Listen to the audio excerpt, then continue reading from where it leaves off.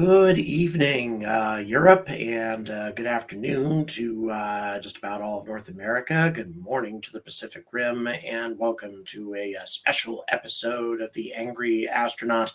This is one of the very few times, maybe the only time actually, as I recall, that I've actually had an expert online with us who's going to ask questions or answer questions. Actually, I take that back. We also had Black Arrow on with us on another occasion. So, in any event, I'm very interested to have any questions coming in. Chris, I appreciate what you just said, and as a result, that's why I have somebody with us today. I have a nuclear physicist who works in Suffolk at a nuclear reactor. He is a great source of information to me as far as radiation, nuclear power in space, nuclear thermal propulsion, nuclear electric propulsion, etc. So we've had an opportunity to have this gentleman with us once again, who works in Suffolk. Framryk, thanks very much for joining us today. You're welcome. Can you guys hear me okay? Yes, we're good. Good. No problems there. Really quick, before we get started, where is everybody calling in from?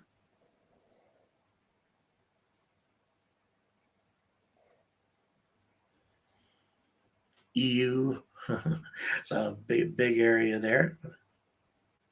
So yes, we have a delay on these things, obviously, before we start getting responses. So once again, feel free to let me know where you're calling in from. I am personally in Norwich, by the way.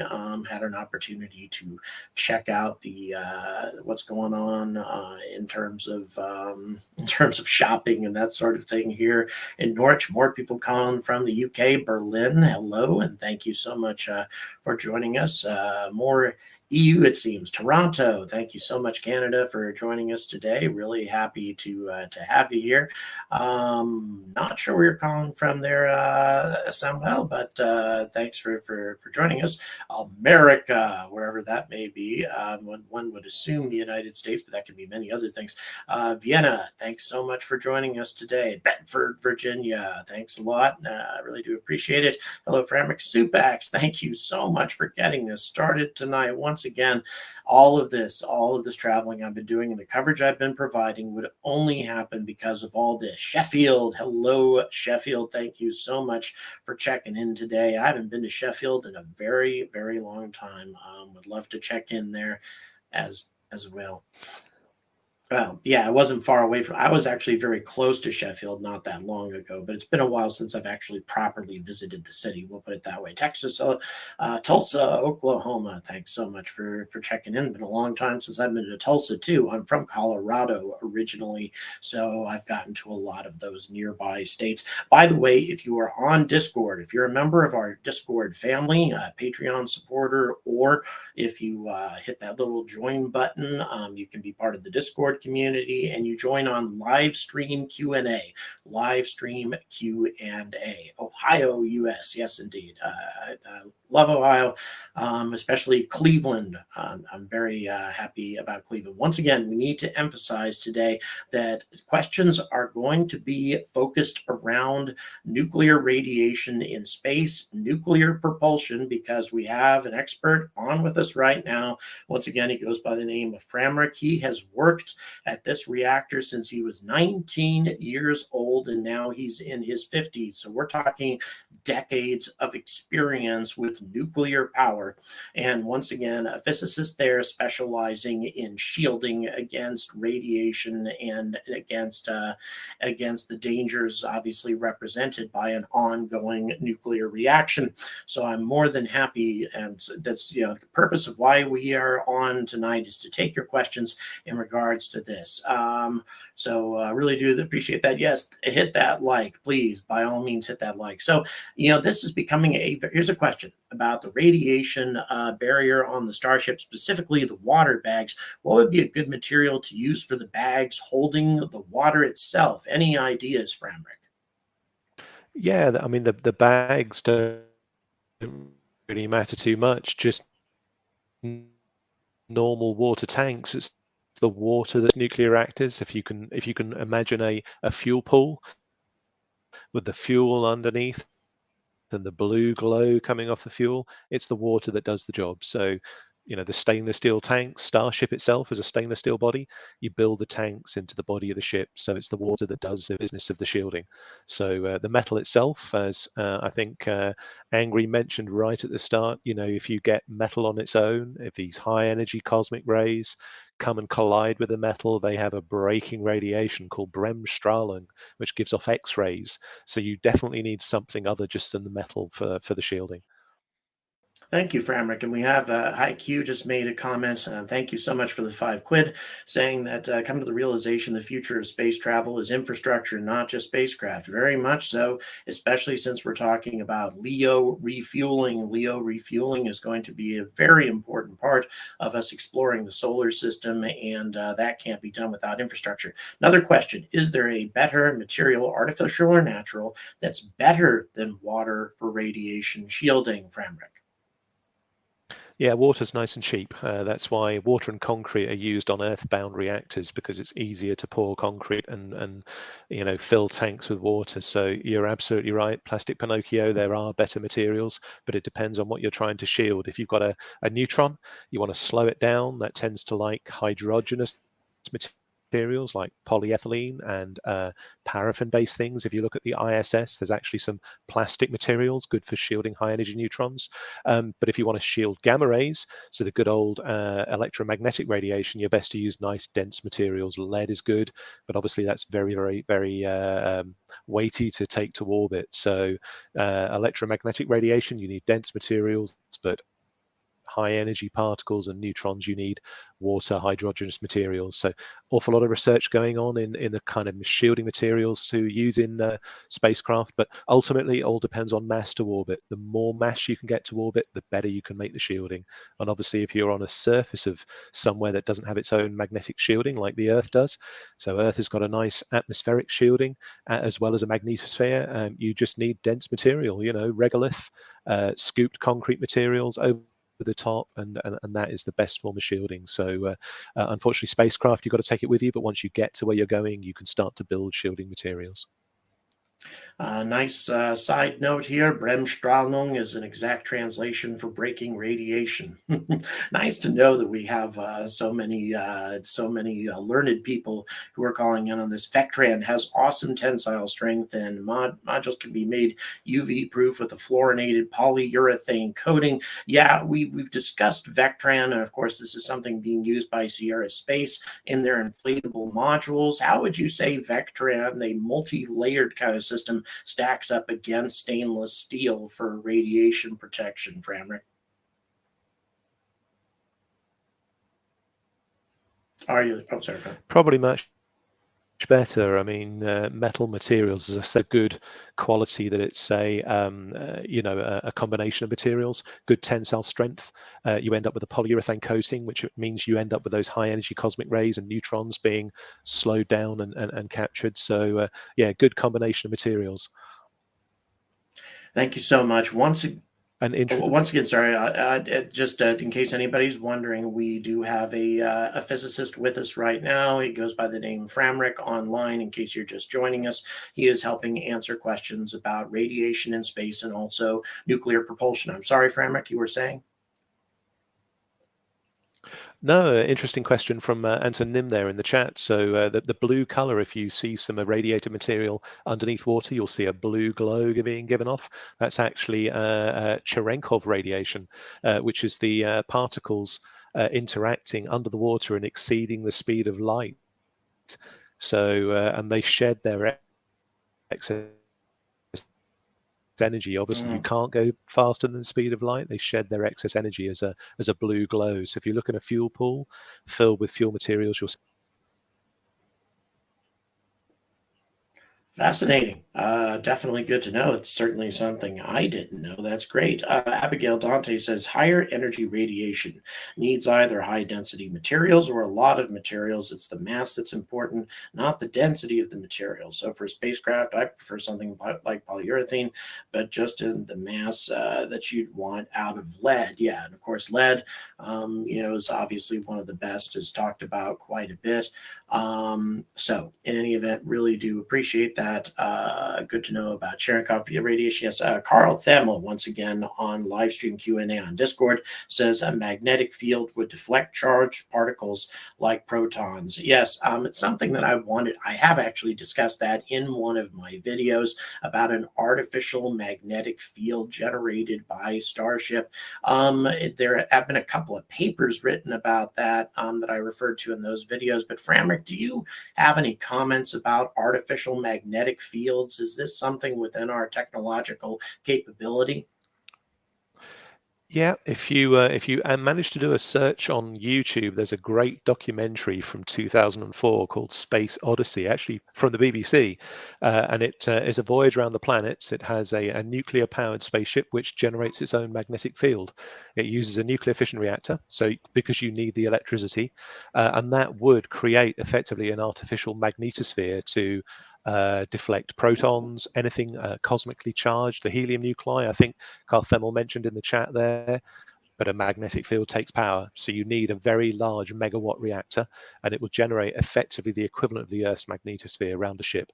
And you can see on that documentary, which, as I say, is available on YouTube, you can actually see the aurora around the spaceship interacting with charged particles and basically deflecting them from causing harm to the crew of the spaceship. Perhaps something for me to revisit in a future video in greater detail. As I say, I did that when I did a three-part series about Starship and different types of technology that could be used on Starship. But yeah, that'd be a great thing to revisit. Mike says, is there a thick, viscous fluid that can be used for radiation shielding like magnetized mercury, Framryk?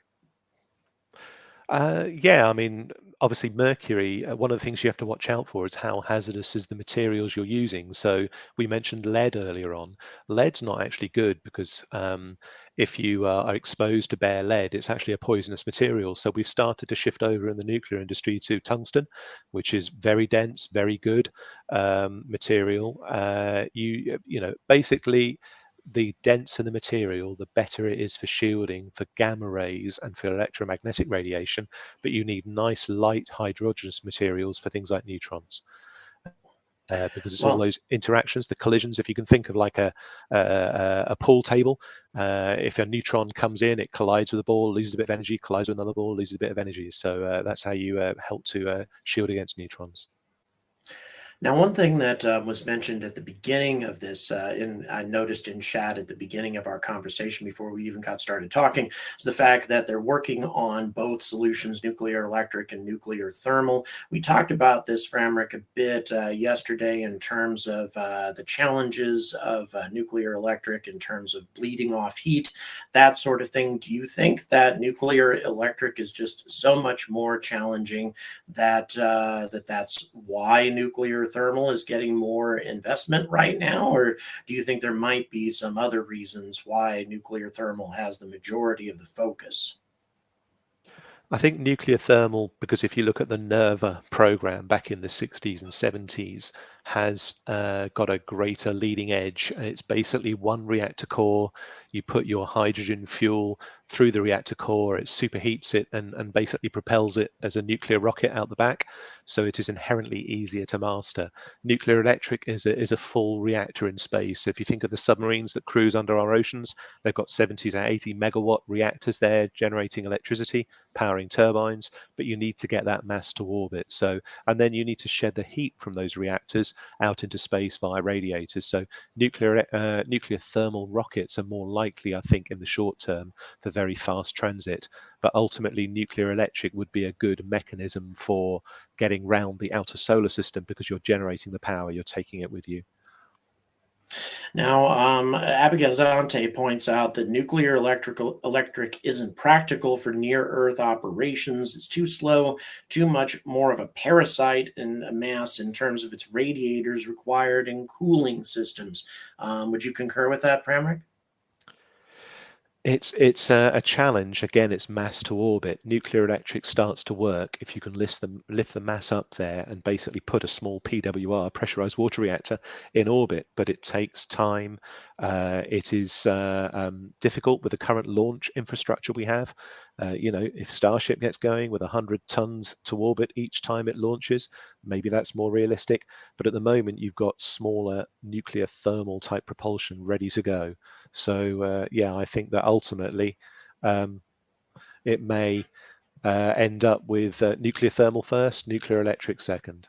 Yeah, well, it does seem that that's where it's going, at least in terms of funding. By the way, for everybody's information, 2026 is when the first nuclear thermal drive, the first prototype, is scheduled to be operated, to go into operation, and this is in the fairing of a Vulcan Centaur rocket. By the way, how dangerous are the Van Allen belts? Well, they are dangerous. I'll let Framryk just describe that. Can we build a nuclear powered electromagnet to create an artificial magnetosphere? We actually kind of discussed that a little bit earlier. Mark, you may not have been here for it. The answer to your second question is yes, you can.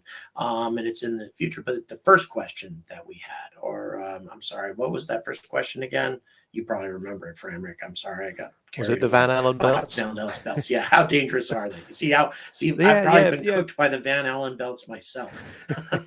Pretty dangerous as long as you don't spend as long as you don't spend too much time in them. That's the thing.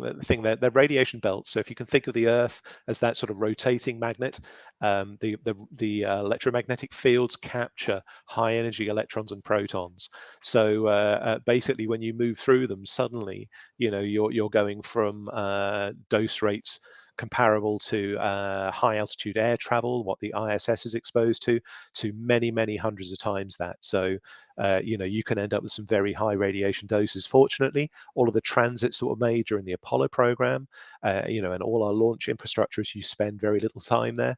And the three mantra of radiation protection: time, distance, shielding. Minimize the time somewhere where the high radiation levels are, maximize the distance from it. Applicable really if you've got a nuclear reactor, you want to stay a long way from it, and the shielding from it as well. So you need a well shielded craft if you're going to linger in the Van Allen belts. That's it's nice to know.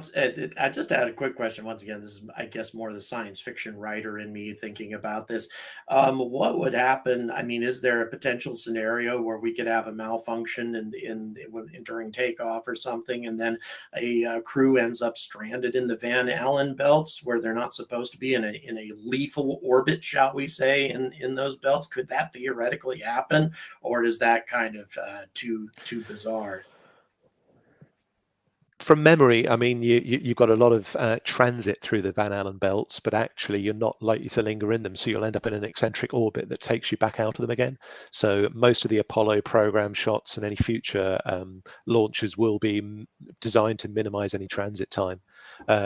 Yeah, obviously there's always a risk. There's areas where the current orbital infrastructure, there's something called the South Atlantic anomaly, where you end up with higher radiation levels a bit lower down. So orbital design is to keep you away from those places.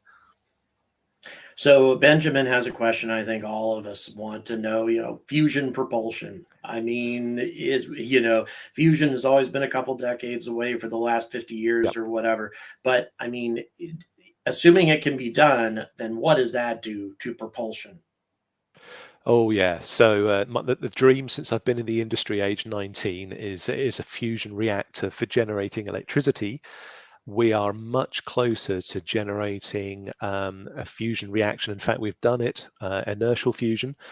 We've actually got so close to break even using lasers. So, and if you know anything about the Orion program or the Daedalus program, so Orion was launch a nuclear fission device underneath the spaceship, very, very fast propulsion method. The Daedalus program, or Daedalus, is basically igniting a small fusion pellet with a bank of lasers, and you create a small fusion explosion and you fire the pellets out very rapidly, push on a pusher plate. I think we are much closer to designing a fusion propelled rocket than we are to a fusion reactor that actually works on Earth. So, sorry. That's very exciting if that is indeed the case. Martian Shipyards makes the comment is more partial towards nuclear electric, especially with the plasma thrusters. Yes, those have a lot more thrust than traditional ion drives, and of course, mag drive is mentioned. I kind of hope that mag drive could become a bit of a household name once that we released that video, and over 25,000 people have now watched that interview. It's one of my most successful interviews ever. So I'm hoping that a lot of people know about it. And I'll tell you something, the folks at MagDrive are very happy about that video. They've given me very positive feedback that we made their ideas public. A lot of stuff in Discord chat really quick. Question, nuclear thermal engines. Are we going to have to take one of those into orbit and then attach it to the vehicle later, as opposed risking trying to launch something like that actually integrated into the ship? What's the best way to do that? I'm assuming that the small scale nuclear thermal would have a sufficient robust package designed to get it into space that would take into account a rapid unscheduled disassembly, scattering material about the place. Absolutely, though, that there are packages we use. They're called Type C packages on the face of the planet. Very, very heavy packages for transporting radioactive materials, including fuel. If you want to design a larger reactor, you're best to actually assemble the reactor in space. Take the fuel up, securely packaged. Fuel is not that radioactive until you actually start to generate the fission reaction. And once you do, then it becomes violently radioactive. So you're better maybe to take a reactor up, assemble it in orbit, and then load the fuel separately and take the fuel up in some very, very secure package. Excellent. Thank you. Mark, thank you so much for the 20 pounds. Once again, everybody who's been making contributions tonight, this is huge. I really appreciate it because, Framryk is with us tonight because I visited him in person yesterday. I just thought of the idea. I'm sure he would have done it anyway, but instead I had the opportunity to actually go out and see the reactor myself. By the way, if you're interested in actually looking at a reactor close up, I got to do that. And some of that footage is on my video that I just released today. Could artificial magnetic fields be scaled up one day to provide one to protect an entire planet like Mars, the moon, that sort of thing? And there's no use in trying to terraform without a magnetosphere. Very good point, Matt. I mean, what do you think, Framryk? If we had like an antimatter reactor or something, do you think that's something we could do? I think the more power you have, the more options you have. Ultimately you've got the need to generate a massive electromagnetic field, but that takes an awful lot of power. We're very lucky. We have a very large iron core rotating at molten iron core rotating at very high speeds to give us our magnetic field shielding. Very interesting question from Subax here. And thanks very much for the super chat, by the way. Could you use radiation to shield from radiation? Fight fire with fire? Just curious. Can that be done? I'm not aware of a way of doing it. Basically, charged particles, an electromagnetic field will help you shield against them. We've mentioned that already with sort of magnetic shielding, but ultimately gamma rays, they're photons. In the same way, if you shine We're losing you, Framryk. beam of light, you can't really stop it. You just need to put it. I hear you all right now. Sorry, we lost you for part of what you said. Oh, okay. I apologize. I'm the one who's missing out. I'll go ahead and stop interrupting then. Could please proceed, Framryk. No, I was going to say it's a great question, but the different methods of shielding tends to be use dense materials. Electromagnetic fields are a good technique for the future, but at the end of the day, it's mass that counts. Well, thanks very much for that question as well, guys. Keep them firing. Really appreciate this tonight. We've got a lot of engagement from our viewers. Once again, for the first time, I have a nuclear physicist on with us discussing and somebody who works in particular with nuclear power here in the UK. Very, very cool stuff. My daughter is studying to be a nuclear engineer right now. She just doing a second internship this time time with GE working on nuclear modular reactors.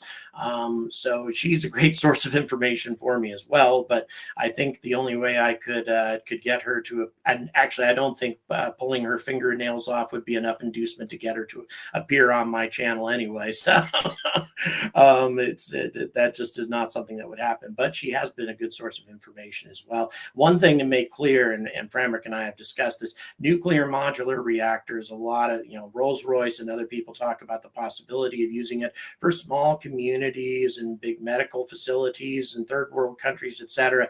That's not really very feasible. I think that they're kind of overselling the concept.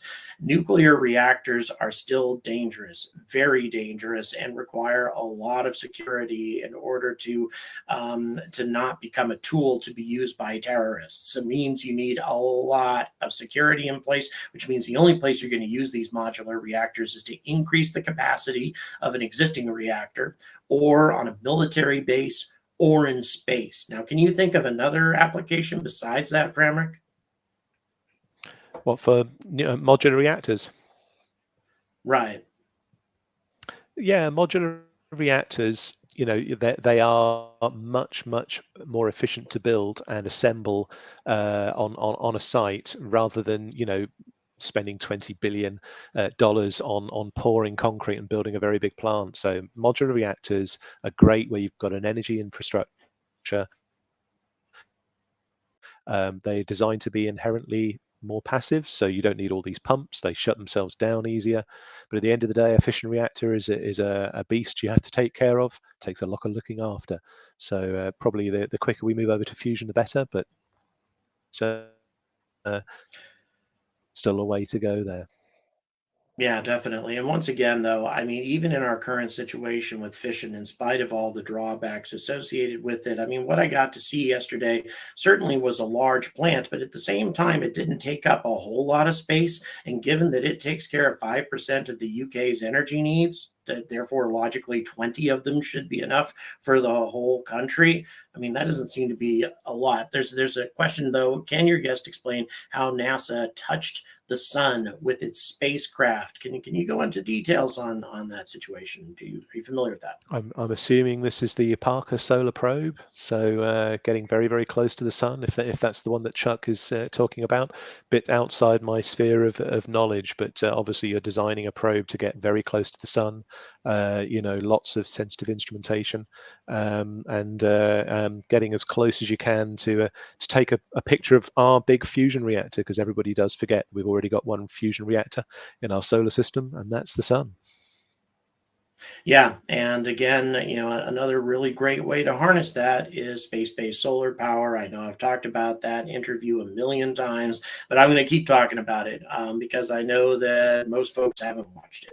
And it's one of the most interesting interviews I've ever had, with an extremely intelligent young lady who's heading up the program here in the United Kingdom, and also space debris, guys. That's a big one. The UK is investing £100 million in space debris mitigation over the next 3 years.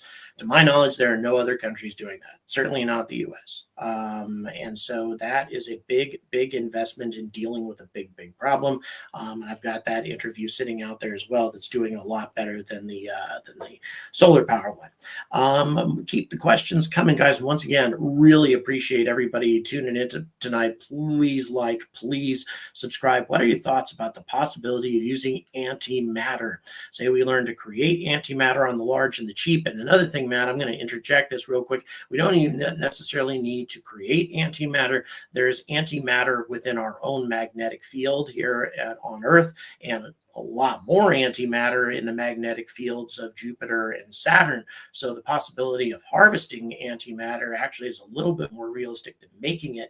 But how do you feel about antimatter power there, Framryk? Well, I'm a big Star Trek fan, always was, antimatter warp drives. Yeah, you're absolutely right. I mean, the creation of antimatter takes a huge amount of energy.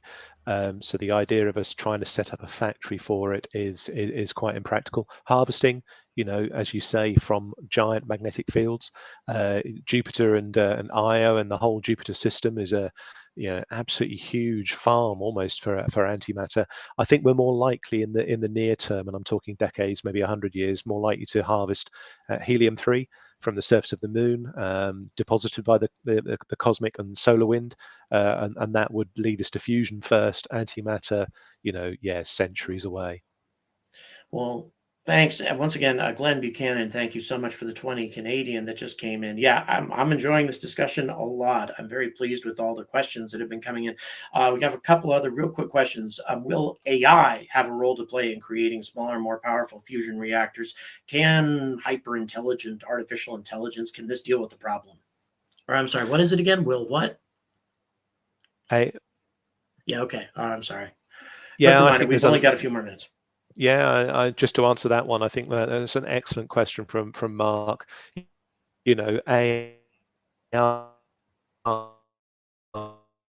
AI and machine learning is going to be a way of actually harnessing the fusion reaction, because the methods and keeping the plasma from interacting with walls. We're going to move away from standard tokamak donut-shaped reactors to probably more smaller spherical tokamaks, or etc. And AI, absolutely. If we get the machine learning right, that will help us develop fusion quicker. And then a question came in from Mike again over Discord. Once again, folks, if you want to have any discussions with some of the folks on my Discord channel, which includes Framryk, by the way, he's a member, then feel free to join Discord. That's part of the Patreon. We're going to do these last two questions, then we'll be through. First, has there been any research as if small super colliders could generate a mini singularity like the Hadron Collider as a power generator and a space propulsion generator? Any mini singularities? I mean, we've talked about harnessing black holes. What do you think about that? We are. So you're very much into the realms of science fiction and worries. When they started up the Large Hadron Collider, there was a legal effort to try and stop it starting up, just in case we developed a mini singularity and it ran away and ate the Earth. So yeah, again, a long, long way away. You would not want to create anything quantum black hole or otherwise that could end up with a runaway event. But I think that's probably even beyond antimatter reactions, harnessing black holes for their power. There's an episode of Farscape that I really enjoyed too, where they had a quantum singularity weapon in that one. It was very cool. Martin, for the last question of the evening, once again, guys, thank you so much for joining us. You too, Framryk, please like, please subscribe. Last question coming in. I know GE tested a nuclear jet engine. By the way, my daughter's going to be interning for GE here in just a couple of months for a plane years ago, and part of the issue was the radiation in the exhaust in the atmosphere. Will there be a problem with nuclear rockets in LEO? Could the exhaust, the radioactive exhaust from a rocket, find its way into our atmosphere? So the big issue of an atomic rocket, a nuclear rocket, is use it out in space. Space is very, very big. If you used one even in low Earth orbit, it wouldn't cause a hazard. As soon as you use it within the atmosphere, you're talking about fallout, which is what obviously killed off the Orion program and testing NERVA-type rockets on Earth. So nuclear thermal up in space, no Well, problem. In the atmosphere, definitely an issue. Apologies if my audio just dropped. Yeah, so nuclear rocket, space, not in the atmosphere. Chris, thank you so much for the 10 pounds. Once again, a lot of generosity from you guys tonight, and that's what keeps this whole thing going and what I've been doing. Last, really important question, Framryk, Kirk or Picard? Oh, it's definitely got to be Kirk for me. I can't beat Captain Kirk with a corset on. Picard has the elegance, but Kirk was the original and best. I would have said Kirk for the longest time, but when Picard went through that one monologue of his in that second Star Trek movie when he was ranting about the Borg, his obsession with that was one of the most powerful monologues I've ever seen on screen. Of course, it got no recognition because it was just a Star Trek movie, but that was some powerful acting. I love that. So I'm definitely in the Picard side at this point. Anyway, guys, thank you so much, everybody, for tuning in. Framryk, thank you so much for taking out your time to join us this evening. Really do appreciate all the help you've given me over the last couple of days. Folks, thanks again for your support. As always, it's a huge thing. And once again, we'd love to have you as part of the Discord community that we have where the conversation is ongoing. You can join on Discord for $3 on Patreon a month. That's it. and just a few pennies a day, really. And you can be part of that community. Up to you. Obviously, times are tough, and I quite understand that. And I really appreciate you joining us. Please subscribe. That's a big thing. The 100K challenge and that tattoo I've been talking about ain't gonna happen until I hit that 100K, guys. So let's get there. Once again, thanks everybody for tuning in. Thank you, Framryk. And until we actually do have a practical nuclear propulsion that's going to take us to the planets in a realistic amount of time that will keep our astronauts safe and open up the solar system to exploration, I urge all of you to stay angry about space.